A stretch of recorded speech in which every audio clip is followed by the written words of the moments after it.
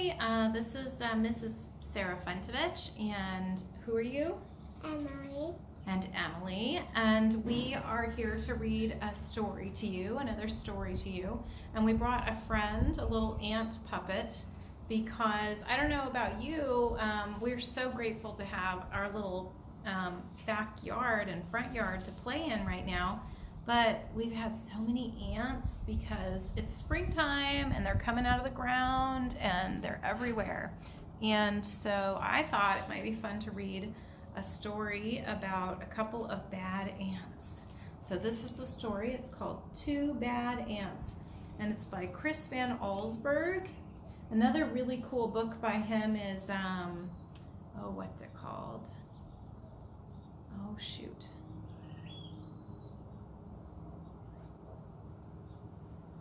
Well, anyway, let's get started. Two Bad Ants.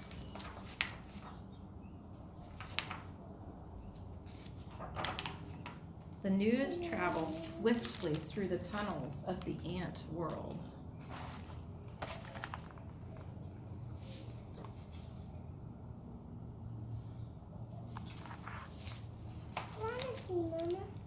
A scout had returned with a remarkable discovery, a beautiful sparkling crystal. When the scout presented the crystal to the ant queen, she took a small bite, then quickly ate the entire thing. So there we've got a crystal. So this story, everything is from the perspective of an ant. And since ants are so small, everything that they look at looks kind of big compared to how we see it. That's about perspective. The person who's looking can see things differently from other people who are looking, or in this case, ants. She deemed it the most delicious food she'd ever tasted. Nothing could make her happier than to have more. Much more. There she is eating the crystal. The ants understood. They were eager to gather crystals because the queen was the mother of them all. Her happiness made the whole ant nest a happy place. Yeah, and ants do have a communal kind of life. The queen ant is the boss of everybody, and the mother of everybody. It was late in the day when they departed. Long shadows stretched over the entrance to the ant kingdom. One by one, the insects climbed out, following the scout, who made it clear there were many more crystals where the first had been found, but the journey was long and dangerous. See the ants coming out of their hole. They marched into the woods that surrounded their underground home. Dusk turned to twilight, twilight to night. Do you know what dusk is, Emmy? Dust is in the air. You're thinking about dust. Dust. That's true. Sometimes little parts of dirt are floating in the air, and then there's dust. And if we pick it up, we can kind of feel the dust. But this word is dusk with a K at the end of it. Dusty. Oh, yeah. Dusk means when it's getting to be evening time. The day is ending and night is coming. That's dusk, right around sunset time. And twilight is after sunset, when it's starting to get dark. So, dusk turned to twilight, twilight to night.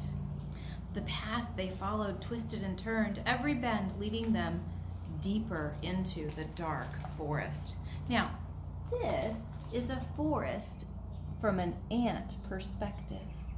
But if we were looking at that same thing, what do you think we would see? Plants. What kind of plants do you think they're walking through? Trees. Well, that's what they see is trees. But ants are so small. And if we looked at the same thing that they looked at, it would look much different to us. So it would look like garlic or maybe chives? yeah. I think it's grass. Grass. Do you think it could be grass they're walking through? Yeah. Well, how come it looks like trees in the picture? Because ants are there. And ants are very, very No. small. So small things look bigger to them. That's about their perspective. Depends on who's looking at something, huh? We would see grass, they see giant trees. More than once, the line of ants stopped and anxiously listened for the sounds of hungry spiders. But all they heard was the call of crickets echoing through the woods like distant thunder. Wow, crickets sound like thunder? I don't think crickets sound like thunder. I think crickets are, I don't know, kind of quiet. Well, they're a little bit loud. Yeah, and to an ant, I guess they're really loud because thunder's really loud, and they thought it sounded like thunder. Dew formed on leaves above. Without warning, huge cold drops fell on the marching ants. A firefly passed overhead that for an instant lit up the woods with a blinding flash of blue-green light. We've got a delivery. Just right here is good for you. Thank you so much. You too. So a firefly is a very small kind of insect that has a tiny, tiny light. But to the ants, it was a big, bright light. It said that the flash lit up the night. At the edge of the forest stood a mountain. Look at that mountain.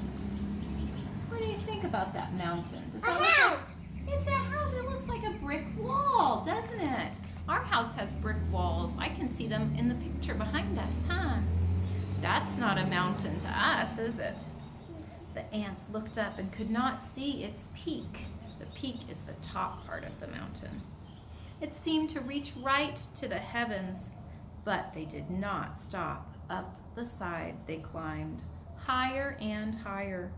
The wind whistled through the cracks of the mountain's face. The ants could feel its force bending their delicate antennae. Their legs grew weak as they struggled upward. At last, they reached a ledge and crawled through a narrow tunnel. Here they are, climbing up the wall that in their perspective looks like a mountain. When the ants came out of the tunnel, they found themselves in a strange world. That looks like, what does that look like to you? A house! A house, a kitchen window perhaps, huh? Yeah. Smells they had known all their lives, smells of dirt and grass and rotting plants had vanished. Do you know what vanished means? Means a nun. Yeah, they disappeared. They're none. There was no more wind, and most puzzling of all, it seemed that the sky was gone. They crossed smooth, shiny surfaces, then followed the scout up a glassy, curved wall. They had reached their goal. From the top of the wall, they looked down below to a sea of crystals. One by one, the ants climbed down into the sparkling treasure. Now, here we can see they've got some of the treasure on the next page. Now, a sea of crystals. What do you think that could be from our perspective? Sugar! Sugar! It's little tiny grains of sugar, tiny crystals of sugar. But they're so big to the ants. Quickly, they each chose a crystal, then turned to start the journey home. There was something about this unnatural place that made the ants nervous. In fact, they left in such a hurry that none of them noticed the two small ants who stayed behind. Why go back? One asked the other. This place may not feel like home, but look at all these crystals. You're right, said the other. We can stay here and eat this tasty treasure every day. Forever. So the two ants ate crystal after crystal until they were too full to move, and they fell asleep. And there we see the ants returning back with their crystals, leaving behind those two bad ants who decide to stay in the sugar jar to eat yummy sugar crystals. Daylight came. The sleeping ants were unaware of changes taking place in their newfound home. A giant silver scoop hovered above them. Then, plunged deep into the crystals. What do you think it means to plunge? Go far and far into the crystals. Go into it. That's right. You can plunge in the swimming pool. When you dive in or jump in, you plunge in. Oh, wow. What do you think the silver scoop could be, A Emily? spoon! Oh my gosh, they're going to get scooped into a spoon, it looks like. Oh dear. They're gonna find a way home quickly. Oh, don't tell everybody how it ends. We've already read this story. It shoveled up both ants and crystals and carried them high into the air. The ants were wide awake when the scoop turned, dropping them from a frightening height. They tumbled through space in a shower of crystals and fell into a boiling brown lake.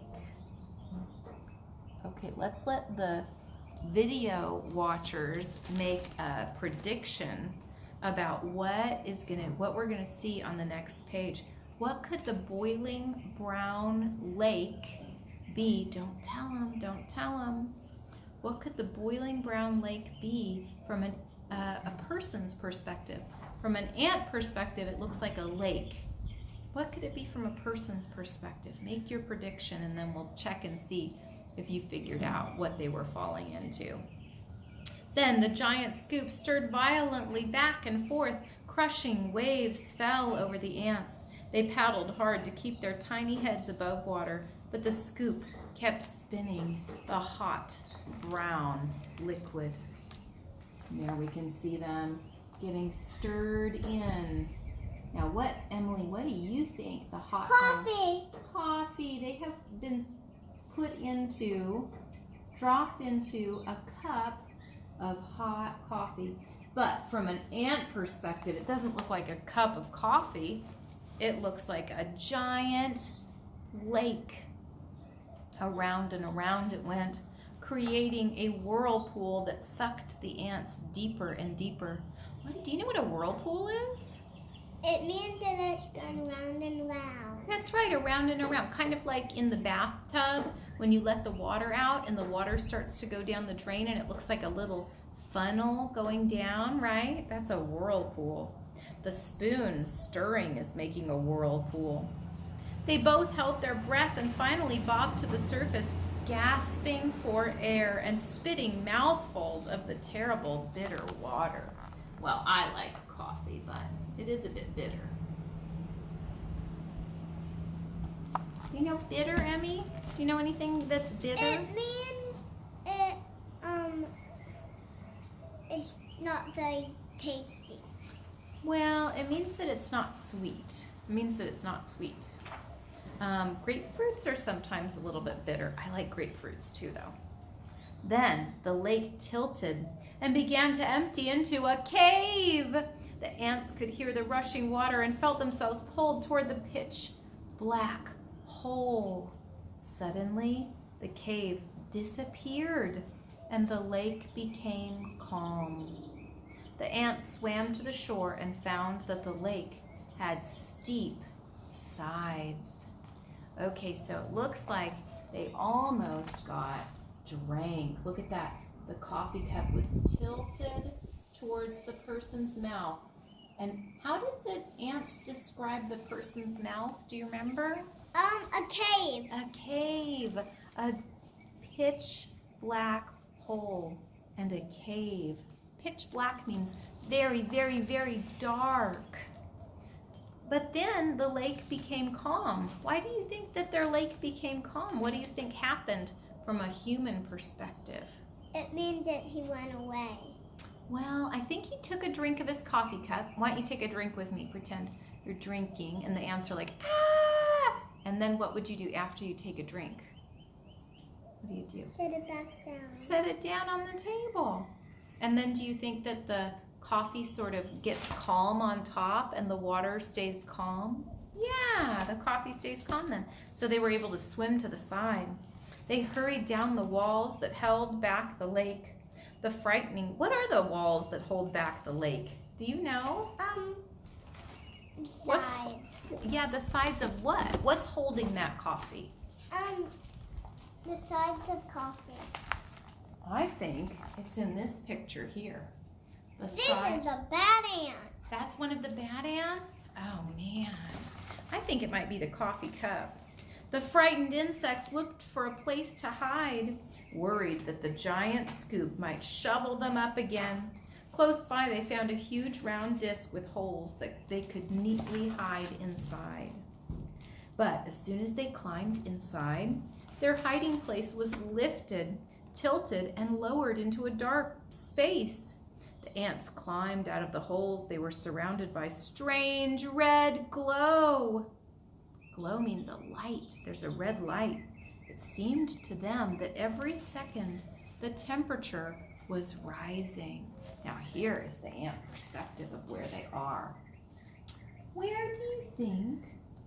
And in the toaster. In the toaster. Oh no, they got on a piece of bread, but the bread got lowered into the toaster. But it's fine. What is the red glow that they saw? The red light. The toaster.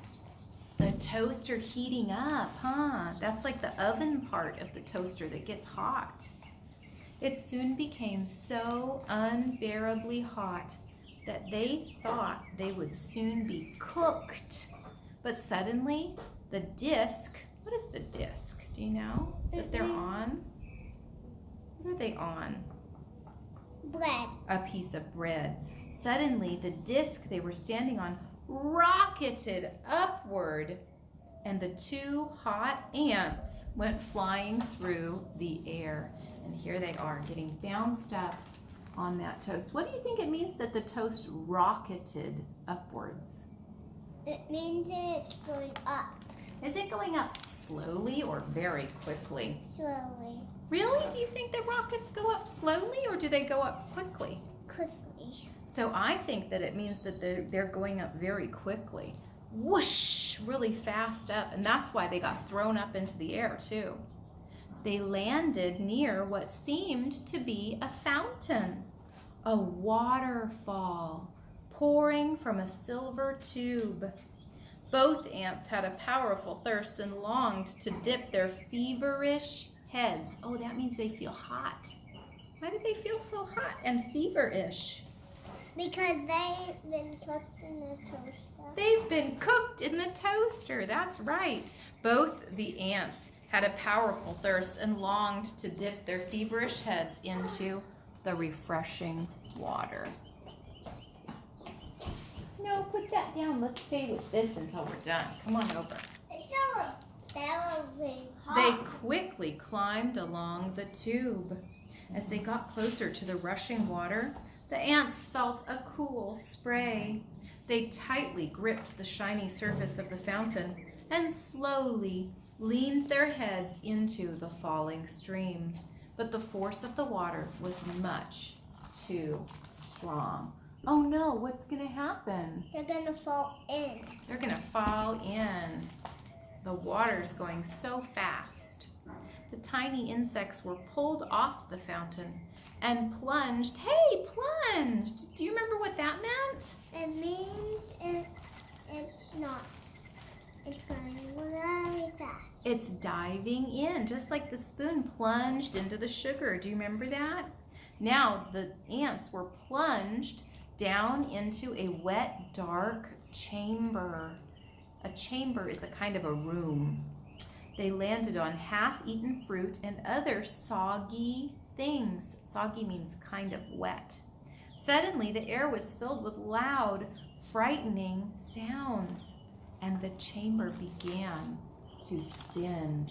Do you know where they are, Emily? In the drain. That's right. They went down the kitchen drain and into the garbage disposal.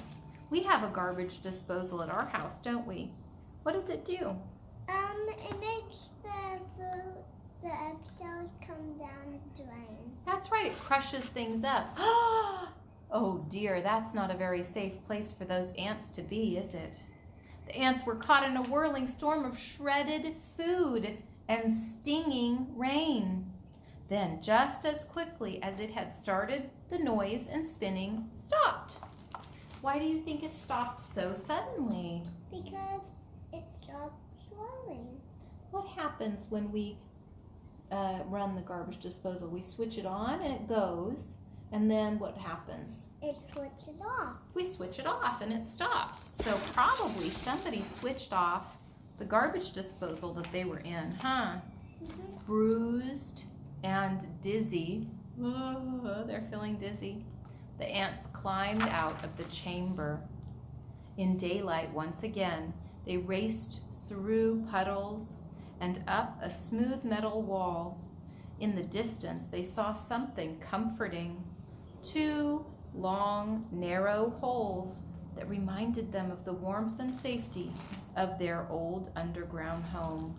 They climbed into the dark openings. Oh no! What are they climbing into now?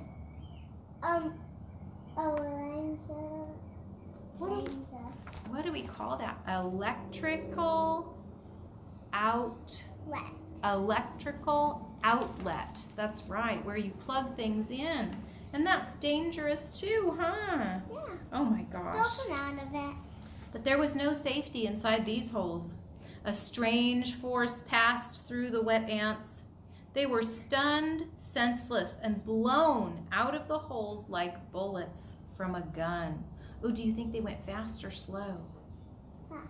Very fast. When they landed, the tiny insects were too exhausted to go on. They're feeling very, very tired. Exhausted means so tired. They can sleep. Yeah, they want to go to sleep. They crawled into a dark corner and fell fast asleep. Look at that. That's where the force is pushing them right out of the electrical socket. Do you know what force it was? What did that to them? Air. It wasn't air. It was electricity. Electricity. That's why we don't touch electrical sockets, because you could get shocked. They got shocked. Night had returned when the battered ants awoke to a familiar sound, the footsteps of their fellow insects returning for more crystals. The 2 ants slipped quietly to the end of the line.